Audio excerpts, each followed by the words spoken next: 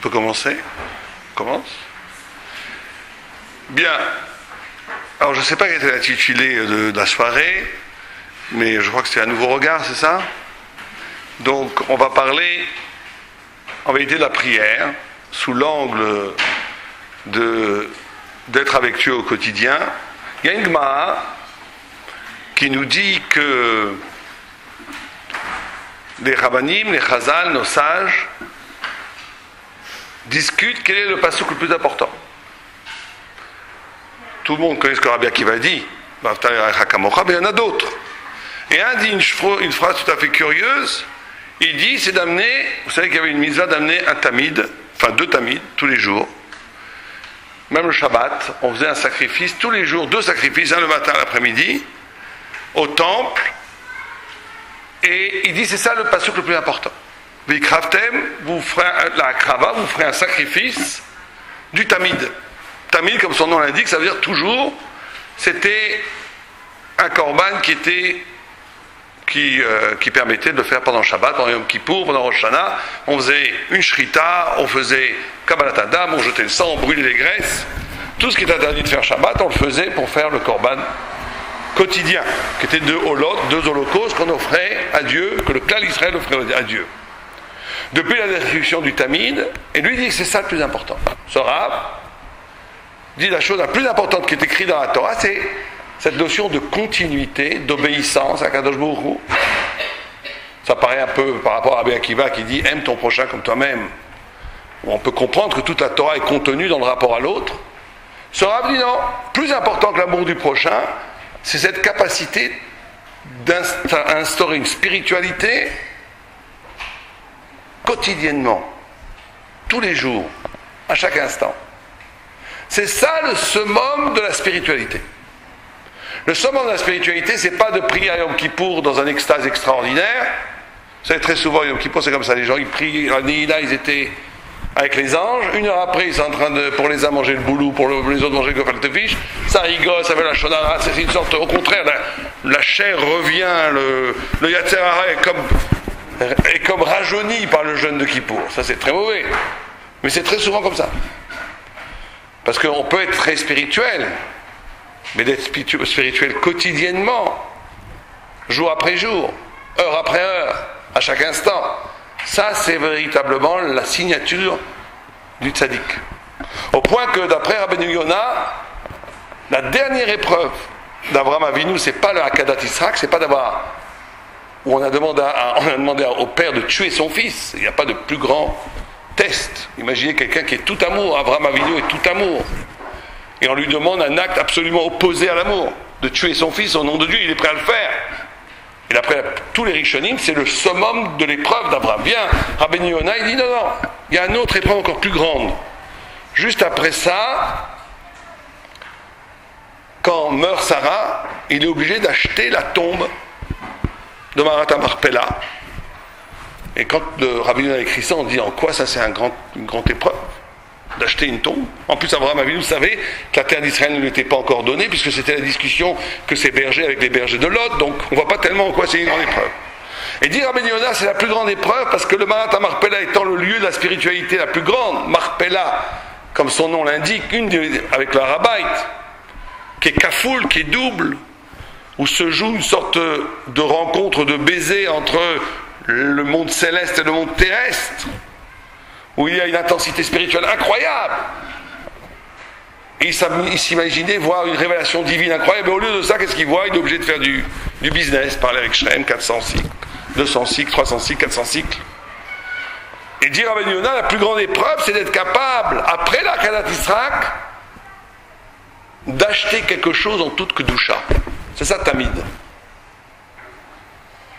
D'être capable de rapporter dans la vie quotidienne la hauteur de la Torah. Alors, ce qui a remplacé le Tamid aujourd'hui, c'est quoi? Qu'est-ce qui a remplacé le Tamid? La tefila, la prière. Et vous savez que dans la prière, il y a une très grande question qui est posée par Rav Simcha Zissol.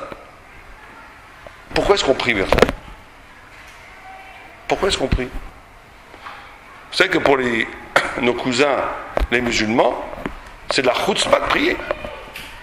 Enfin, pas exactement. Vous savez que dans la prière est composée de 3 parties. Il y a les 3 premières brachot qui sont le shvach, ça veut dire l'éloge qu'on doit faire à Dieu. Les 3 dernières brachot, c'est Oda, il faut quotidiennement dire merci à Dieu pour tout. Et au milieu de ces 3, 6, il y en a encore originellement 12 pour faire 18. Aujourd'hui, enfin depuis déjà des siècles, depuis presque plus de 20 siècles, 13 à l'intérieur, parce qu'on a rajouté celle des minimes. Et donc, on fait 13 vakashot. On demande à Dieu des choses. On demande à Chorma, on demande à Tchouva, on demande la nourriture, on demande la parnassa, on demande la réfoua. On demande. Et Rav Simra Zissal pose une question extraordinaire en disant mais qu'est-ce qu'on demande? Et il va très loin dans sa question parce qu'il dit que la pitié que j'éprouve pour moi-même n'est que l'épanchement de la pitié que Dieu a pour moi. Vous vous rendez compte? Quand j'ai une pitié pour moi-même, c'est en vérité rien par rapport à la pitié que Dieu a pour moi. Donc Dieu a plus pitié pour moi que moi j'ai pitié pour moi. Donc Dieu, il est tout puissant. Il sait exactement ce qu'il me faut. Il a kol yechol. Il m'aime plus que je m'aime moi-même. Donc c'est sûr qu'il va me donner exactement ce que j'ai besoin, ce dont j'ai besoin. Donc pourquoi je prie? Et vous savez que chez les musulmans, il n'y a que les 2 premières parties. Shvar, Veoda, Ktub, tout est écrit, il ne faut rien demander. Et ils ont tort. Peut-être pour eux ils ont raison, mais pour nous ils ont tort. Ah mais quand même la question elle reste. Pourquoi est-ce qu'on prie? Puisque Dieu va te donner de toute façon exactement ce dont tu as besoin. Donc qu'est-ce que tu demandes? À cette question vertigineuse, il y a 3 réponses qui sont données. Et chaque réponse peut nous enseigner une façon de vivre, d'exister qui est fondamentale du point de vue de la Torah. Première réponse, la réponse que Rav Simra Zissal donne lui-même. Il a une réponse qui ne fait pas très plaisir. Il dit en vérité, ça ne sert à rien de prier. Pourquoi est-ce qu'on prie? Juste pour casser ce qu'on appelle le sibam et soubam, la cause et la conséquence, pour que tu ne crois pas que le monde va d'après la nature. Donc tu pries pour élever ta conscience que tout vient de Dieu. Mais en vérité, ta prière ne va rien changer dans les faits. Ce que tu devais avoir, tu l'auras. Ce que tu ne dois pas l'avoir, tu ne l'auras pas. Et donc, puisque tu pries simplement pour que quand tu demandes l'intelligence et que tu te trouves intelligent, tu dis merci mon Dieu, ça vient de Dieu. Quand tu demandes la réfoua et que tu es guéri, tu dis merci mon Dieu, ça vient de Dieu. Mais si tu priais pas, tu croirais que ça viendrait de la nature. Réponse qu'on n'aime pas entendre. On se dit, non, c'est pas possible, je prie pas 3 fois par jour pour rien, juste pour aiguiser ma conscience que tout vient de Dieu. On va voir qu'il y a 2 autres réponses qui, elles, disent qu'on peut modifier les choses avec la prière. Mais d'après Rav Simra Zissal, l'essentiel du travail de la prière et donc du tamid, c'est la prise de conscience. Et même si on va voir, Baruch Hashem, qu'il y a d'autres réponses de grands sages qu'on peut changer les choses avec la prière, il faut quand même il faut pas non plus négliger cet aspect des choses qui est enseigné par Rav Simra Zissal, et que nous on retiendra l'idée de la prise de conscience. Vous savez que la prise de conscience, c'est malheureusement très peu étudié, alors qu'elle est fondamentale dans la Avodat Hashem. Vous pouvez avoir 2 personnes qui font exactement le même geste, qui font les mêmes actes. L'un est en train de s'approcher de Dieu, il est un tzaddik gamour, et l'autre est un rachat total. Comment? 2 personnes mangent la même viande, le même steak, sont assis à la même table. Ils font exactement le même geste de manger. L'un, en mangeant, ne veut qu'une chose, oublier la vie spirituelle, s'engouffrer dans le plaisir de manger, oublier. Vous savez que c'est un Yetzirah qui est connu même dans le monde de la Torah, où à un moment donné on dit bon, j'ai bien étudié, j'ai bien enseigné, j'ai bien prié, non, il faut me laisser tranquille. Il y a une histoire terrible avec un enfant, vous savez, dans une école, je crois que beaucoup de gens la connaissent, mais on va quand même la raconter, dans un cheder, où le rabbi a demandé à ses enfants, quelle est pour vous, pour votre père, quelle est la chose la plus importante au monde? Alors là, il lève la main, il dit la tfila, l'autre il dit la Torah, l'autre dit les midot tovot. Et un petit qui lève la main comme ça, il dit le tchulent. C'est pas possible, c'est un chutzpan. Et il s'aperçoit que c'est le fils d'un très grand rave, dont je tairai le nom, bien entendu. D'un très grand rave, d'un rave important. Et il dit, quoi? Qu'est-ce que tu dis sur ton père, Tchulent? Et il croit qu'il veut lui donner une claque parce qu'il est insolent, chutzpah. Mais il voit que l'enfant est complètement innocent, il dit ça gentiment. Il dit, mais pourquoi tu dis ça de ton père? Il dit, c'est très simple, mon père, quand il prie, quand il fait les télim, quand il étudie, on peut toujours lui parler. Quand il mange le tchoulen, personne ne peut l'approcher. C'est le moment où il faut laisser tranquille. D'ailleurs, regarde, c'est un moussar asken dans l'enseignement, dans le chinour des enfants. Les enfants, on peut les baratiner tant qu'on veut, ça sert à rien. Ce qu'ils retiennent, c'est la vérité existentielle du père et de la mère. Comment on vit la vie. Leur faire du moussard de la journée, ça ne sert à rien. Il y avait même un rave qui avait tellement bien compris ce principe qu'il l'utilisait d'après moi de façon un peu presque pervers, vous le connaissez bien, qui écoutait jamais ses enfants. Et quand il leur posait une question de Torah, il arrêtait tout. Il dit quoi, qu'est-ce que tu m'as dit? Et donc il utilisait un peu ce système, et les enfants, ils avaient bien compris que pour avoir l'intention du père, il fallait parler de Torah, ils sont tous devenus Talmid Chacham.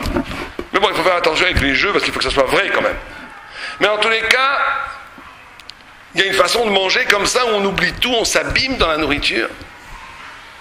Et une façon de manger, au contraire, qui peut être une des plus grandes élévations et d'intimité avec Dieu, puisque quand je mange, en vérité, je reçois la vie. C'est pas hasard si Dieu a créé une bouche, c'est pas par mesquinerie ni radinerie que Dieu n'a pas créé deux bouches. Il aurait pu créer une bouche pour parler, prier, étudier la Torah, une bouche pour manger l'animal. Non, le lieu dans lequel rentre la vie doit être le lieu où sort la vie. Or, quand rentre la vie, c'est Dieu qui te donne la vie. Or, il n'y a pas de plus grande intimité qu'avec quelqu'un qui me donne la vie, comme un enfant, comme un nourrisson qui tète. Le sein de sa mère, il est en fusion totale avec sa mère. Un tzaddik, quand il mange, il est en fusion totale avec Dieu. Mais il faut avoir la conscience que cette nourriture qui me nourrit et qui me donne la vie vient de Dieu. Donc la première facette du Avodat Hashem, par rapport à ce principe de tamis, de continuité, c'est de travailler dans la conscience des choses. Que tout ce qui arrive, c'est quelque chose d'extraordinaire. Tout arrive vient d'Hachem. Tout ce qui arrive, en od milvado, la nourriture, l'existence elle-même, est une rencontre avec Hachem. Au point où les très grands tzaddiks, vous savez que les très grands tzaddiks, eux, à le Briske Rouv par exemple, pendant la guerre, tout le monde se déguisait en goy, bien entendu par un Shoah. Et on a le droit, c'est un réma méfourage dans le Réda. Mais lui, il a pris la khoubra, il a resté avec le frac, les papillotes, la kippa, il se promenait dehors. Et quand les nazis passaient, ils disaient En od milvado. Et il ne s'est jamais fait prendre. Alors certains mauvais esprits expliquent le phénomène en disant, comme il était tellement sûr de lui, qu'il marchait comme un roi dans la rue, donc dans l'esprit des nazis, ils n'ont pas cru que c'était un juif, parce que les juifs marchaient comme ça. Ils marchaient comme ça en rasant les murs. Lui, comme il marchait comme un roi, En od milvado, donc il est passé. Mais en vérité, c'est beaucoup plus profond que ça. C'est qu'il était capable de voir En od milvado, que tout vient de Dieu. Il était capable de créer une conscience que tout vient de Dieu. Et ça va très très loin, cette histoire. Parce qu'il y a une Gemara, si ce n'était pas une Gemara, j'aurais dit que c'est de l'hérésie pure. Il y a une Gemara qui dit pourquoi les sorcières, on les appelle les sorcières, les marchefa, Mishum, Shemakrishim, Plata Deshmaya. Parce qu'ils sont capables de contredire la volonté divine. Incroyable, mais vrai. Gemara Meforesh. Ça veut dire quoi? Rashi explique. Il dit que quelqu'un qui ne devait pas mourir, un sorcier peut le tuer. Si quelqu'un vous dit ça, vous dites, mais c'est pas possible. Si Dieu a décidé que cette personne va vivre dans 15 ans, encore 15 ans, 20 ans, 30 ans, 40 ans, un sorcier peut pas le tuer. Et Rashi explique. Il dit, si tu crois au pouvoir du sorcier, tu t'es mis dans la main du sorcier. Et tu es devenu comme un objet, tu as été instrumentalisé par tes propres croyances. En d'autres termes, si vous prenez un verre en plastique, une bouteille, une chaise, elles n'ont pas de destin. Elles sont livrées à la volonté de l'homme. Je peux prendre une verre en plastique et la broyer. Ce verre en plastique dépend de moi, pas de lui. Il est un objet soumis à la volonté des hommes. Quand un homme croit en le pouvoir des hommes, et non plus de Dieu, et ce n'est pas forcément les sorciers, hein. Ça peut être l'homme qui a de l'influence, quelqu'un qui peut m'aider dans mon travail, ça peut être toutes sortes de choses. Si je crois que la solution est chez eux, je suis devenu un objet, je suis soumis à leur volonté, et j'ai perdu l'élection d'être un destin. Et je suis soumis, et j'aurais pas dû avoir ce malheur, et je l'ai eu. Donc le premier travail à faire au quotidien, la modification du regard, c'est la prise de conscience de En Od Milvado. Alors chacun à son niveau. La Gemara dit, c'est le même Gemara qui est dans la même page de la Gemara, il y avait un rab, quand des sorcières arrivaient, il y avait entre les rabbinim et les sorcières des combats mystiques incroyables. Et lui, les rabbinim connaissaient très très bien la sorcellerie pour contrecarrer l'agissement des sorciers à l'époque de la Gemara. Et ce rabbi-là, il a dit, moi je fais rien du tout. Et la sorcière est arrivée pour le tuer. Il a dit, vas-y. Et si Dieu veut pas que tu le fasses, tu ne feras rien. Et si Dieu veut que tu me tueras. Et elle a perdu tous ses pouvoirs. Mais la Gemara quand même rectifie d'emblée, elle dit, mais c'est dangereux de faire ça. Il dit, oui, mais Adam Gavra Shaini, un grand homme, c'est différent. Donc tout le monde ne peut pas le faire, mais alors à ce niveau-là, tout le monde ne peut pas être à un niveau où il peut mettre sa vie en danger parce qu'il fait confiance à Dieu. Mais chacun doit travailler sur la conscience que tout vient de Dieu, et après quelqu'un en travaillant peut arriver à des niveaux où vraiment dans sa vie quotidienne tout vient de Dieu, et rien ne peut lui arriver si ce n'est la volonté de Dieu. Donc premier travail, ce travail de conscience. Travailler sur ce qui existe déjà autour de nous et de le traduire que ça vient d'Akadosh Baruch Hu. Donc Rav Simcha dit ça, c'est ce qu'il dit, c'est le travail de la tfila. La tfila, c'est d'éveiller la conscience que tout vient de Dieu. Je prie le lendemain, je prie pour à manger, j'ai à manger, ça vient de Dieu. Je prie pour la réfoua, j'ai la réfoua. Je prie pour l'intelligence, j'ai l'intelligence, etc., etc. Deuxième réponse qui sont données notamment par les kabbalistes, qui ne sont pas d'accord avec la réponse de Rav Simcha Dissal, qui disent que la Torah que la tfila, la prière peut oui modifier le destin. Complètement. En priant, je peux changer une kala en bracha, une gzera, et on voit qu'il y a des histoires dans la Gemara elle-même. Je ne sais pas comment Rav Simcha Dissal va les lire, mais il y a des histoires où on sait très bien que le prophète est venu voir le roi Ishiaou et il lui a dit, tu vas mourir, parce que lui il avait vu en prophétie que ses enfants seraient ménachés, seraient des grands rois idolâtres qui feraient beaucoup de mal à Israël, et il avait décidé de ne pas avoir d'enfants. Et le prophète est venu le voir, il lui a dit, tu vas mourir. Il a dit, pourquoi? Parce que tu refuses de faire pour vous? Tu refuses d'avoir des enfants? Il a dit, mais j'ai vu que ça allait des rachaïm terribles, qui allaient mettre des veaux d'or. Il dit, ça c'est pas ton problème, toi tu fais les mitzvot, Dieu sera s'occuper des rachaïm. Tu vas pas commencer à faire des calculs de ne pas faire une mitzvah parce que tu as vu en prophétie que tes enfants ne seront pas bien. Il dit, tu vas mourir, prépare ton testament. Il lui a dit, bon, retourne, tu as fait ta prophétie, tu as fait ta mitzvah, va-t'en. Pas du tout impressionné. Il s'est retourné vers le mur, la Gemara nous dit, il a prié, il a eu 15 ans de vie encore. Il dit, mais Koubal dit, j'ai une Kabbalah de mon grand-père, de mon père, de David Ameler et de Shlomo Ameler, que la prière peut tout changer. Alors là, c'est très très important. C'est une idée, vous savez, très très importante. Un jour, j'ai demandé à un très grand rave, je lui ai dit, comment ça se fait qu'il y a des gens qui parlent toute la journée de la Torah, qui sont très intéressés par la philosophie juive, ça existe la philosophie juive, par la Hashkafa, et même pas, mais qui ne sont pas des grands tzadikim. Et d'un autre côté, vous avez le bon petit religieux, qui ne connaît rien, qui ne comprend rien, mais qui est très makpid sur les mitzvot. Et comment c'est possible ça? Celui qui étudie tous les midrashim et tout, tu vois qu'il est un peu léger. Et l'autre qui étudie rien du tout, il est très hirat shamayim. Comment ça se fait? Il m'a répondu une phrase qui m'est restée gravée jusqu'à aujourd'hui. Il m'a dit, parce que l'un considère la vérité et la Torah comme une possibilité. L'autre, il considère la Torah, la vérité, comme quelque chose qui t'oblige. Ça veut dire que si on prend la Torah, s'il y a un vis-à-vis, moi je suis là, la Torah est là, c'est possible. C'est pas mal, c'est intéressant, c'est bien.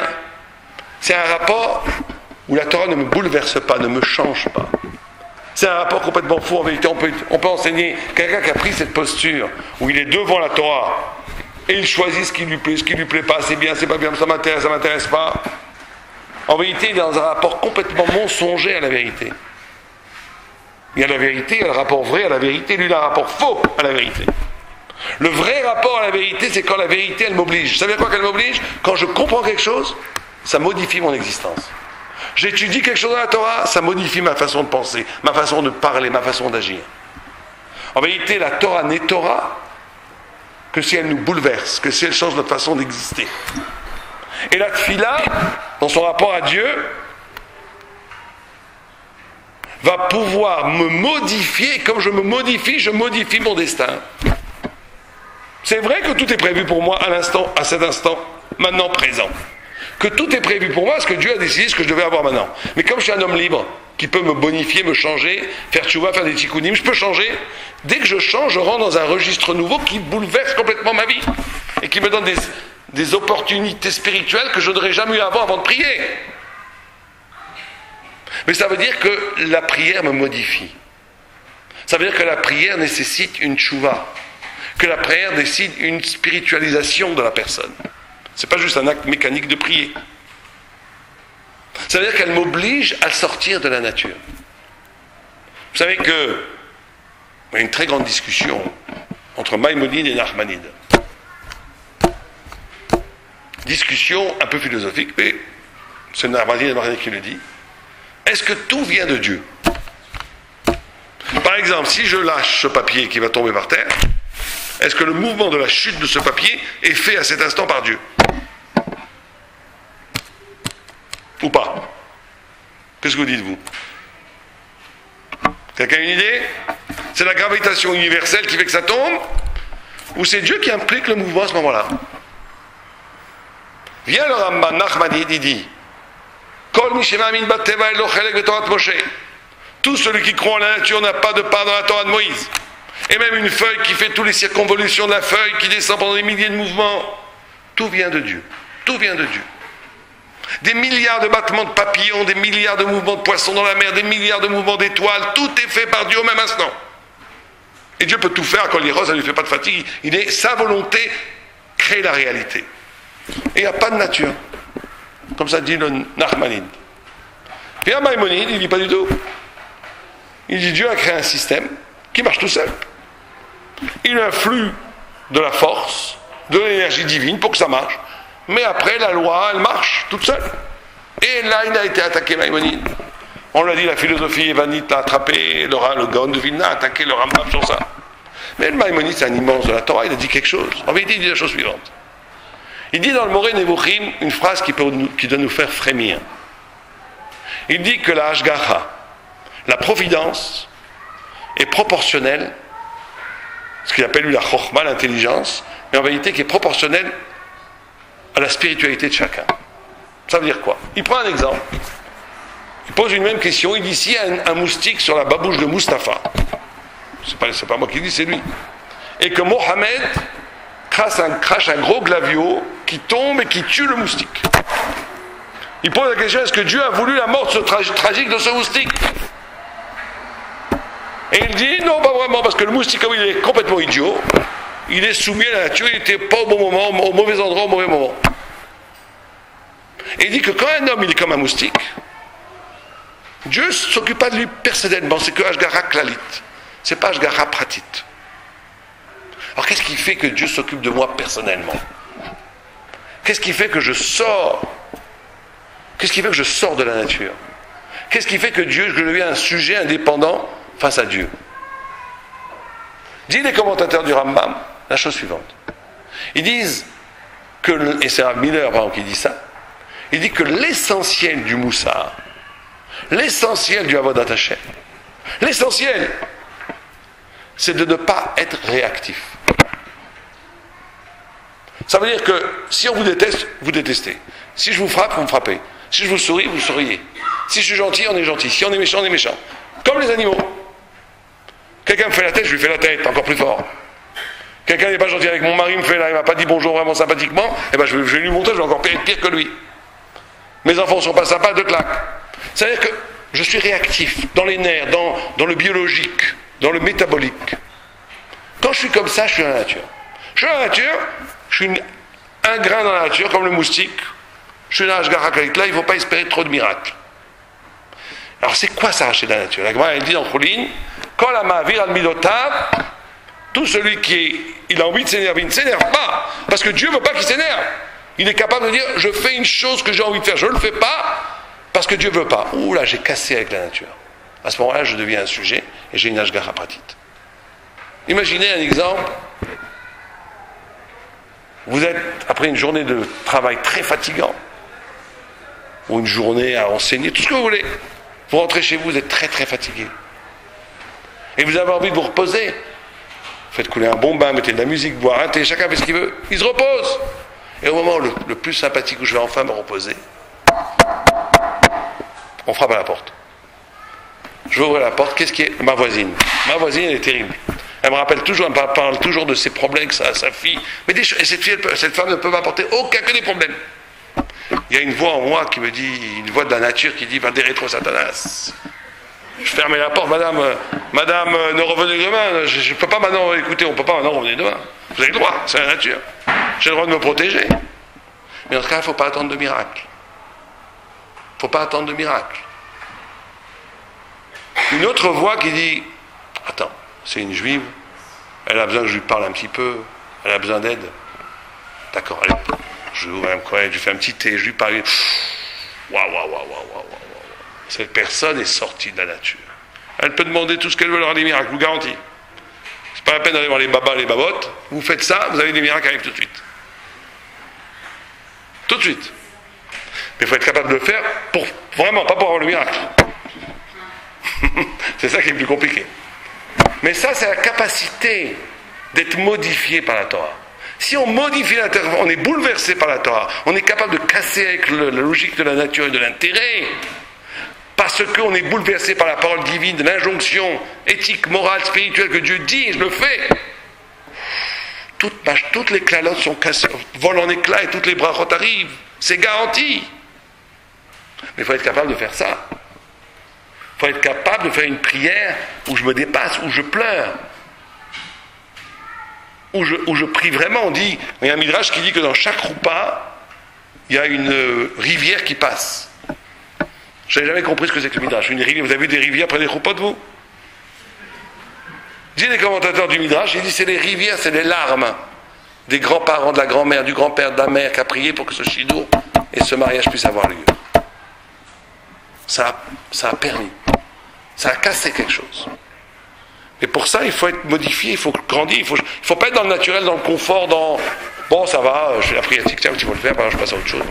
Bon, dans la nature, il n'y a pas de miracle dans la nature. Dans la nature, il n'y a pas de miracle. En tous les cas, pour le Rambam. Nachmani, il pense que le miracle est partout. Il y a une autre chita, d'accord, mais en tous les cas, pour une des vues, et la halakha est très souvent comme le Rambam, si on veut que notre prière soit répondue, si on veut l'intervention de Dieu dans notre existence singulière, et pas simplement être dans le bon endroit au bon moment, avoir la bracha, il y a des gens qui ont un mazal tov, on n'a rien à faire. Les gens ils prient pas, ils ont tout le mazal. Ils sont nés au bon moment, sous la bonne étoile. Ça existe. Mais pas tout le monde a ce privilège-là. Pour avoir la bracha, pour être répondu par Dieu, il faut être capable de casser avec la nature. Et prier fondamentalement, c'est ce que dit le Raphaël de Vologine, c'est de casser avec la nature. C'est pour ça qu'il dit qu'il y a une notion presque de mourir en priant. Le dernier, je conclurai avec ça, une dernière école, si vous préférez, qui est donnée, c'est qu'elle revient un peu à ça, la même chita que Rav Simcha Zissal, c'est-à-dire que oui, Dieu, il va te donner ce que tu as besoin, ce dont tu as besoin. Il va te donner, il sait mieux que toi ce dont tu as besoin. Il va tout te donner, mais il te donnera que si tu demandes. Dieu veut un dialogue. Dieu veut que tu parles avec lui. Dieu veut qu'il y ait un rapport. C'est comme un enfant. J'ai prévu de lui donner un bonbon, mais s'il ne me demande pas poliment, je ne vais pas lui donner. Ça, c'est la notion d'élection. Vous savez qu'il y a une phrase dans le Midrash et qui est reprise dans la brachot qu'on dit tous les Shabbats. On dit que Dieu a Bocher, il a choisi la Torah. Bocher Amo Israël, il a choisi le peuple juif. Bocher Moshe, il a choisi Moïse. Venevi et Tzedek. Venevi et Emet. C'est quoi qu'il a choisi la Torah? Il y a deux Torahs. Il a choisi la Torah et une autre Torah. Dieu préserve. Il a choisi Moshe quand il a hésité entre Moshe et Aaron. Il a choisi Amo Israël quand il a hésité entre nous et les pathos. C'est quoi? Et il a choisi les prophètes de vérité quand il hésitait entre les prophètes de vérité et les prophètes qui mentent. La notion de choix, de choisir, bocher, la notion d'élection, de bechira, c'est la capacité d'être élu. Être élu. Ça veut dire qu'on a tous un destin merveilleux qui nous attend. Mais il faut le mériter, il faut accéder à cette élection. Bocher, quand il choisit la Torah, c'est qu'il a sorti la Torah de tous les autres concepts. La Torah est une vérité qui dépasse toutes les autres formes d'intelligence. Qu'il a choisi, il a Bocher Moïse. Moïse est un prophète qui n'a jamais existé, il n'y a que lui qui a atteint ce niveau de prophétie. Am Israël aussi, c'est le peuple élu, etc., etc. Or, il faut, par la prière, on devient élu. Par la prière, on s'affile, il y a une affiliation à quelque chose qui est bien au-delà. En d'autres termes, pour dire les choses très simplement, Rachid le dit, mais Fourache, on a chacun d'entre nous deux destins devant nous. Deux destins. C'est pour ça qu'il dit que l'homme a été créé avec deux Yud, il y a toutes sortes d'explications. Vous savez qu'il y a dans la Torah, quand vous dites Vayatser, il y a un Yud, normalement en hébreu il y a un Yud. Quand il écrit Vayatser Adam, il y a deux Yud. C'est pas une faute d'orthographe. Deux Yud, toutes sortes d'explications. Dualité dans l'homme, le bien et le mal dans la Gemara, la femme et l'homme, le haut, le bas. Rachid dit non, il y a deux destins dans l'homme.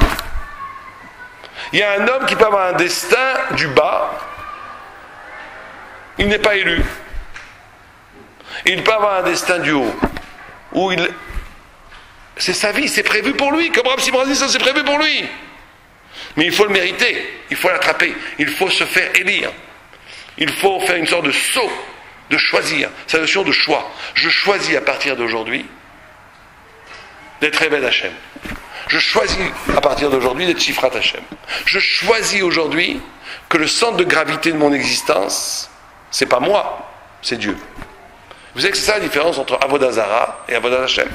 Avodah Zarah, c'est qu'il y a des gens qui vous disent, moi j'aime bien la Torah, pourquoi? Parce que c'est sympa le Shabbat, avant on regardait la télé, maintenant on parle avec nos enfants. C'est très bien de faire Tarat Mishpacha parce que ça permet le Shalom Bayit. La Torah c'est très efficace parce que ça rend les gens honnêtes, ils ne se volent pas les uns les autres.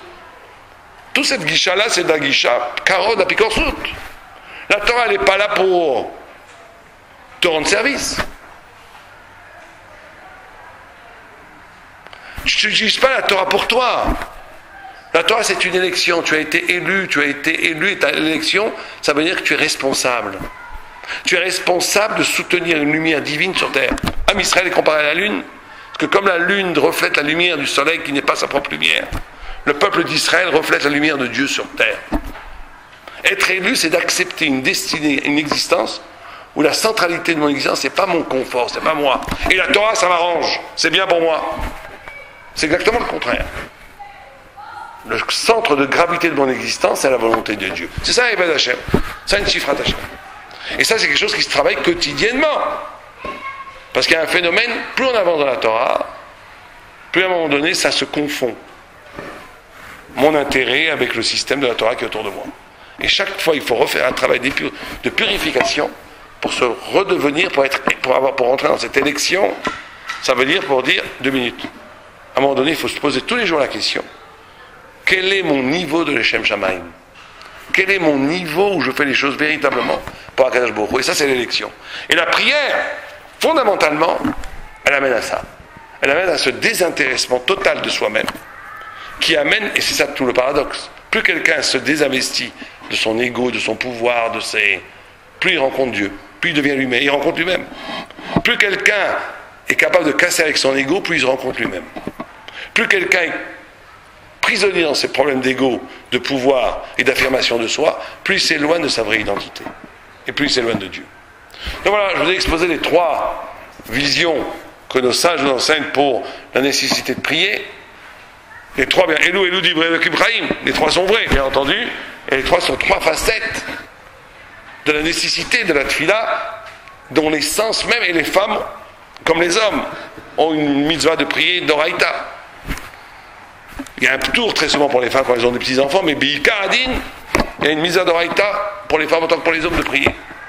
Et donc c'est très important de réétudier ces textes, c'est-à-dire de retravailler la conscience des choses, de s'arracher de la nature et de décider une vie où on est élu, c'est-à-dire on est Eved Hashem et Shifrat Hashem, à la et les deux.